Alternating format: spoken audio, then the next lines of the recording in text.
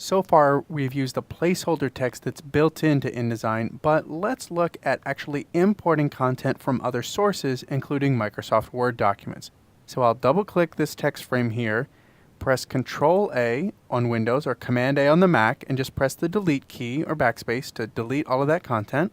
And before we import our Word document, we want to actually set one thing up first. Let's come over here to Paragraph Styles, and we want to create a new style. So to create a new style and name it and set it up automatically, just press the Alt key on Windows or hold the Option key on the Mac. Holding that button down now, click the New button. We'll cover styles in more detail in a later lesson, but for now, let's create a basic paragraph style. We'll call it Body Copy here in the style name.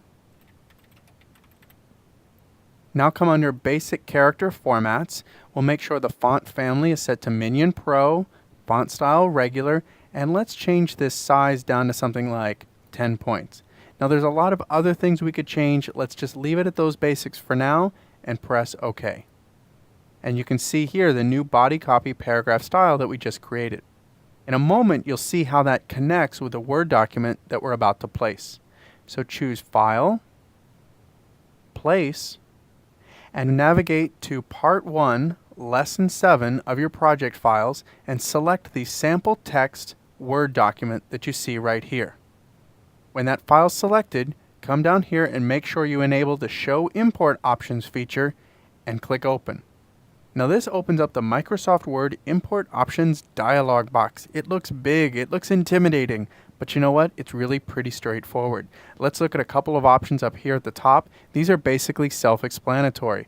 For example, if your Word document has footnotes in it, do you want InDesign to include those footnotes? Yes or no? You pick. Pretty straightforward decisions. This category right here, use typographers quotes.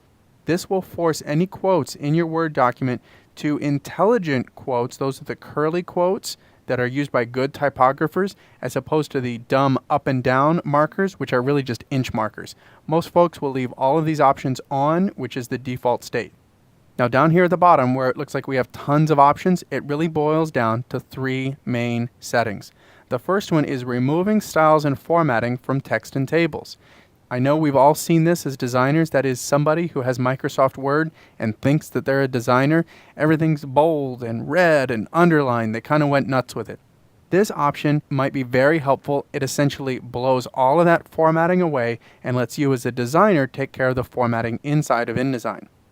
Now, if you're working with somebody who's very savvy with Microsoft Word and is using the correct styles, well, if the style names from Word match the style names that you're using in InDesign, InDesign will flow that text in and reformat the text with your InDesign styles, saving you a ton of time. Now, the last option here at the bottom is Customize Style Import. In this scenario, somebody may or may not be using all the correct styles in Word, but you can map them to the correct styles inside of InDesign. So click Style Mapping. We're going to do a very simple example. Now, every Word document, whether you like it or not, has this normal style in it. So instead of importing this document and having to deal with that normal style, instead we can just say, take this normal style from Microsoft Word, and on the right, say, map that to the body copy style that I've set up. Click OK, and before we're done, let's save this as a preset. So we'll call this Normal to Body Copy. Click OK, and now anytime you import a Word document with this scenario, you can just use that option from the preset menu. You don't have to worry about all these options. It's all set up for you, and you click OK. And here you can see that InDesign has not only placed your Word document, but if you select one of these paragraphs and look at the Paragraph Styles palette, you'll see that any Word formatting has been mapped to our InDesign formatting. That is going to save you a ton of time. So let's grab our selection tool here, click off on the pasteboard, and make sure just this frame is selected. We want to point out a couple of important features to every text frame. Starting here in the top left corner of the text frame, you see that we have what we call an import. In a moment, we're going to talk about threading text frames. This is really important. This is the import. So if that's the import, any guesses what this is? This is our output. This is where text flows from and this is where the text would flow into this frame.